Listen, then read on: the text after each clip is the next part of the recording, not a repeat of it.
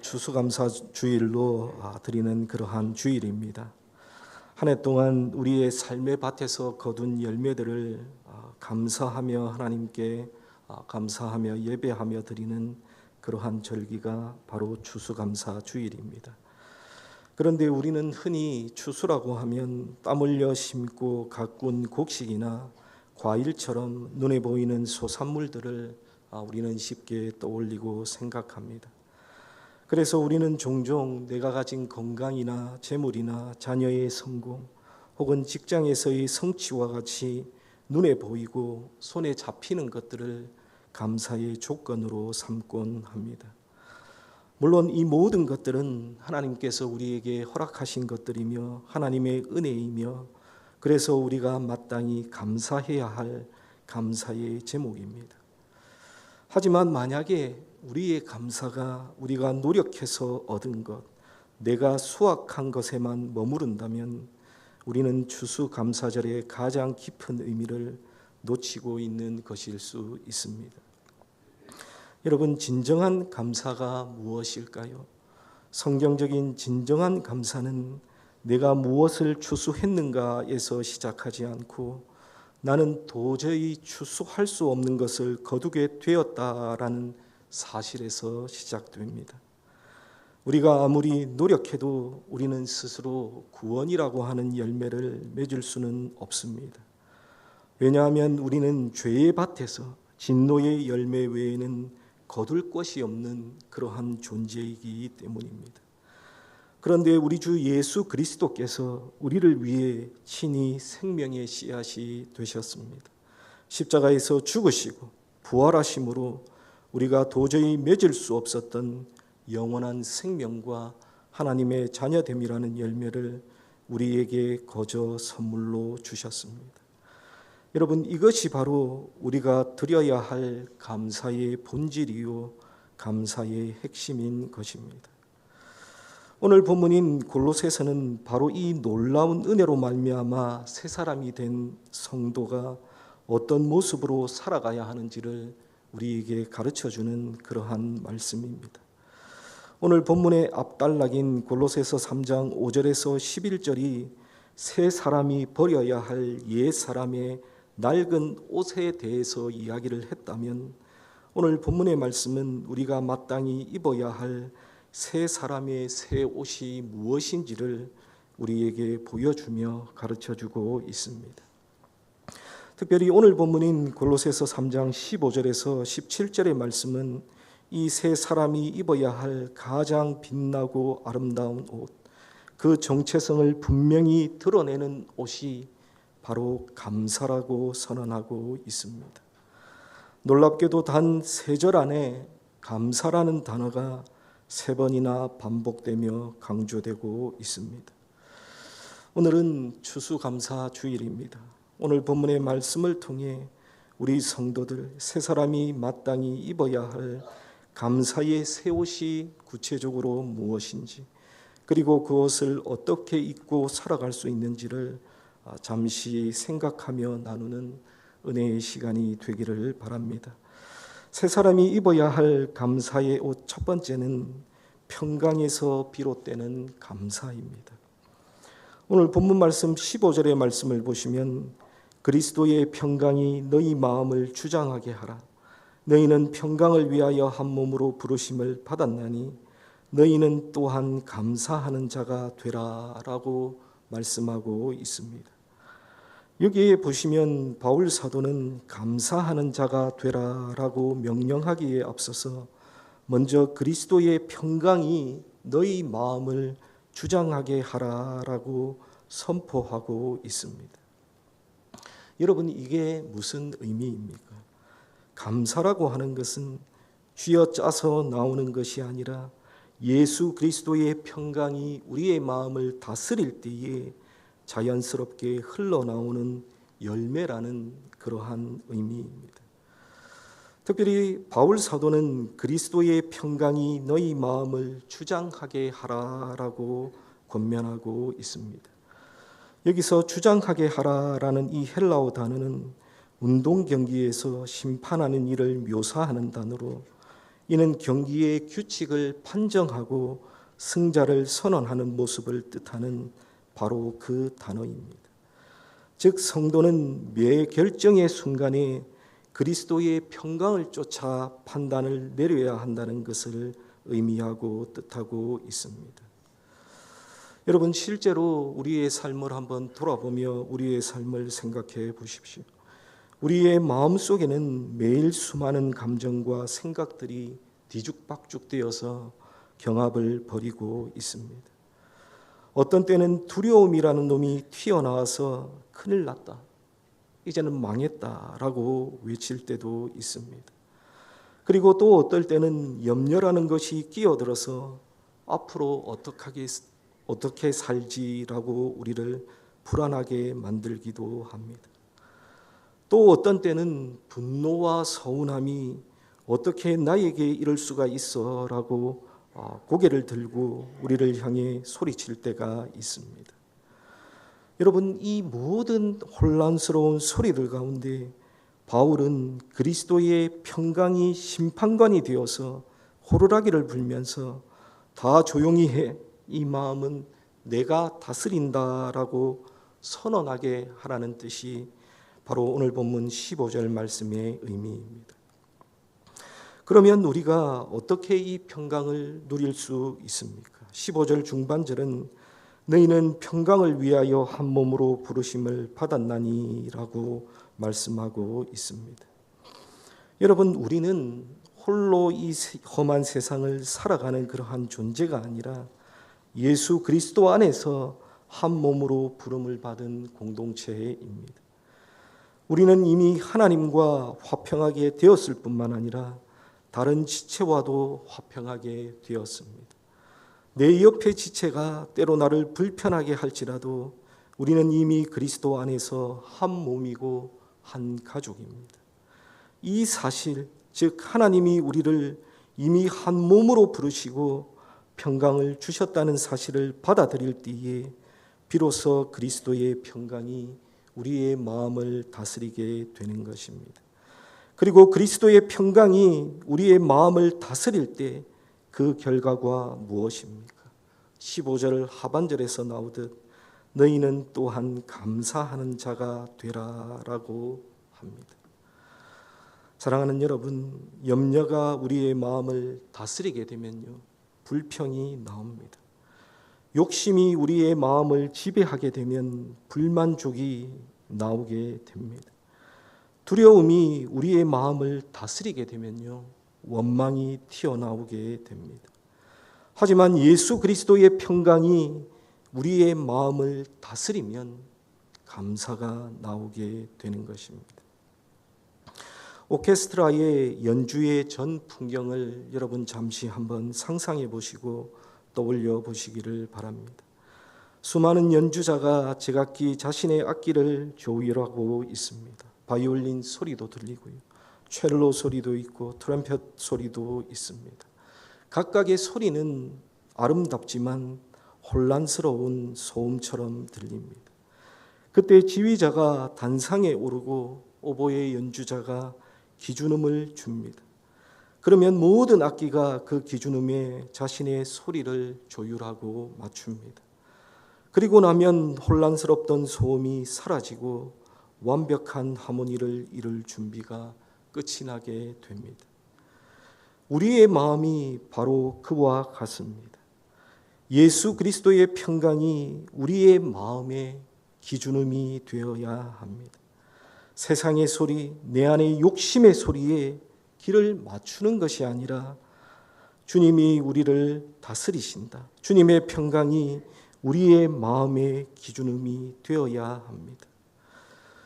우리 주님께서 다스리신다, 주님이 이미 이루셨다라는 그 평강의 소리에 우리의 마음을 조율하게 될 때에 우리의 삶은 비로소 감사라는 아름다운 음악을 연주하게 될 것입니다. 사랑하는 성도 여러분, 추수감사주일 오늘 이 아침에 여러분의 마음을 주장하고 있는 심판관은 누구입니까? 예수 그리스도의 평강입니까? 아니면 세상의 염려와 걱정과 근심입니까? 바라기는 모든 혼란을 멈추시고 주님의 평강에 마음을 조율하심으로써 감사를 깊이 뿌리내리는 성도님들이 다 되시기를 주님의 이름으로 간절히 축원합니다. 두 번째로 새 사람이 입어야 할 감사의 옷은 말씀에서 흘러나오는 감사입니다. 오늘 본문 16절 말씀을 함께 보십시오. 16절 말씀에 보시면 우리 16절을 다 함께 읽도록 하겠습니다. 16절입니다. 그리스도의 말씀이 너희 속에 풍성히 거하여 모든 지혜로 피차 가르치며 권면하고 시와 찬송과 신령한 노래를 부르며 감사하는 마음으로 하나님을 찬양하고. 아멘. 여기에 보시면 바울 사도는 감사라고 하는 것은 그냥 생겨나는 막연한 감정이 아니라고 말하고 있습니다. 감사라고 하는 것은 분명히 그 근원이 있는데 그 근원이 바로 그리스도의 말씀이라고 우리에게 가르쳐주고 있습니다. 여러분, 우리는 세상을 살아가다가 우리의 삶을 살아가다가 종종 감사해야지라고 마음속으로 결심을 하지만 마음이 따라주지 않을 때가 너무나도 많이 있습니다. 여러분, 왜 그럴까요? 감사하고 싶은데 감사해야지 생각은 드는데 마음이 따라주지 않을 때가 있는데 그 이유가 무엇일까요?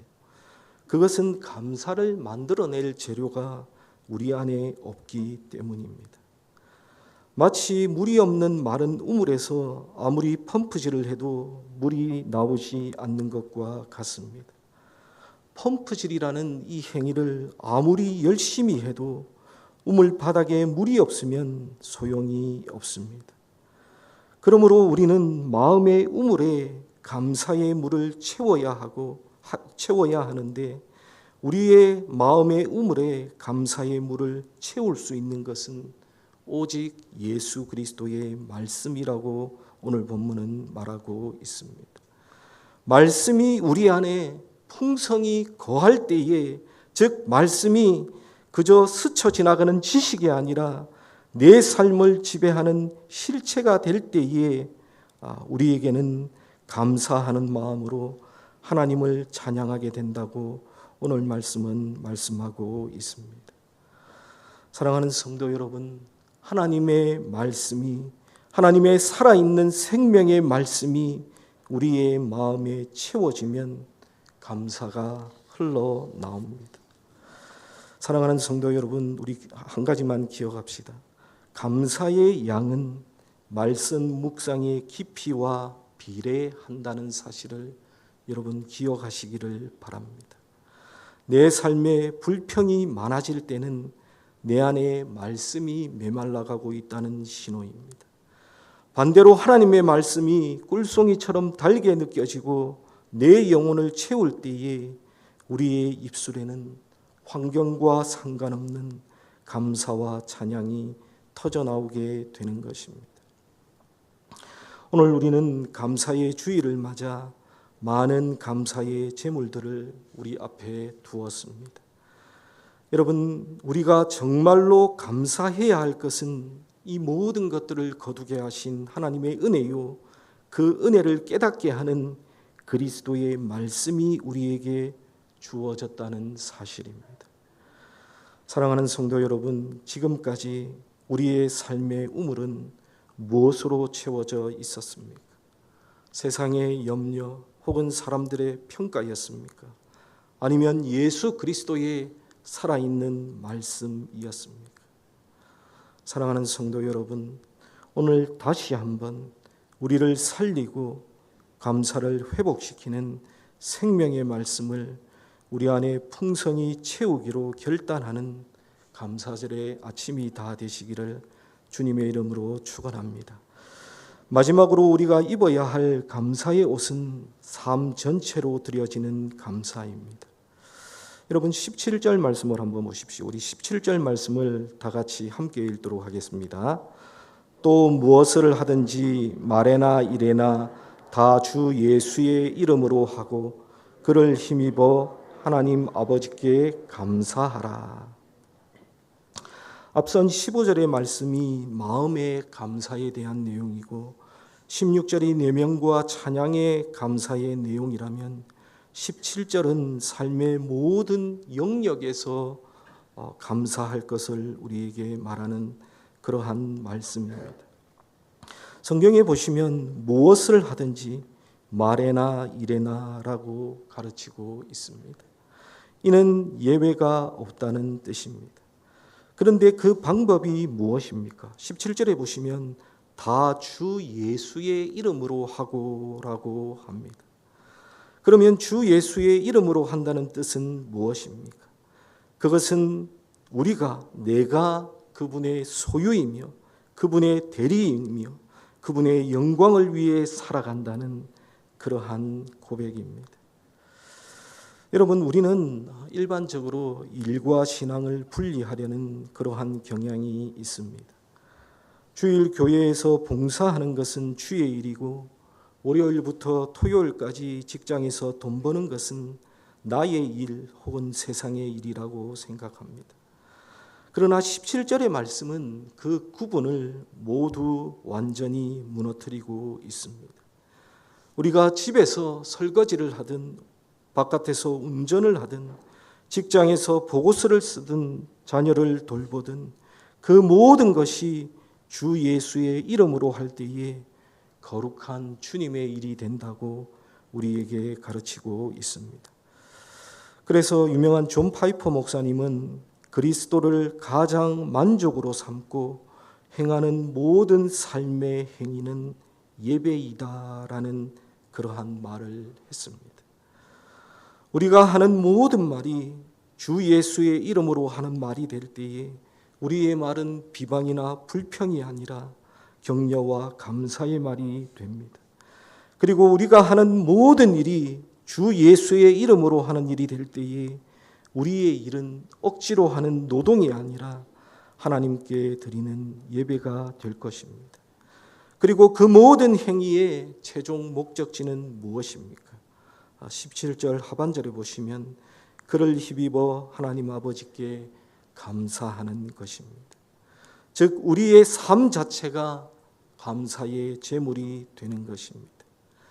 주 예수의 이름으로 말하고 주 예수의 이름으로 일하며 주 예수의 이름으로 살아가는 그 삶의 모든 순간이 하나님 아버지께 드려지는 감사의 예배가 되는 것입니다.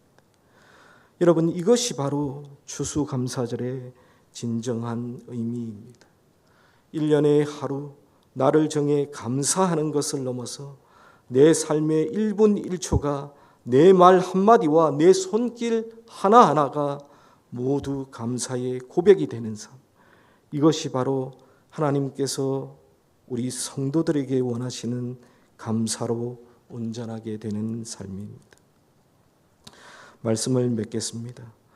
오늘 우리가 읽은 이 본문의 말씀은 새롭게 된 새 사람이 된 우리에게 감사의 새 옷을 입어야 한다고 우리에게 명령하고 있습니다.